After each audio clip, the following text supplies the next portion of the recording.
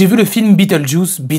Des années après les mésaventures de la famille Dietz, le nom de Beetlejuice est de nouveau prononcé à 3 reprises. Je ne suis déjà pas un grand fan du premier opus, même quand j'étais enfant. Et ce second opus reste pour moi dans la même veine. Il a les mêmes qualités et défauts, et ça ne me touche toujours pas. L'histoire est simpliste, ça reste très gentillet, niais et prévisible. Les gros rebondissements se voient à des kilomètres. Et il y a bien trop d'histoires secondaires dès le début. On part un peu dans tous les sens pour finalement résoudre ces histoires de manière abrupte. Et c'est surtout très long, l'introduction semble durer une éternité, une exposition d'accord mais pas plus d'un tiers du film.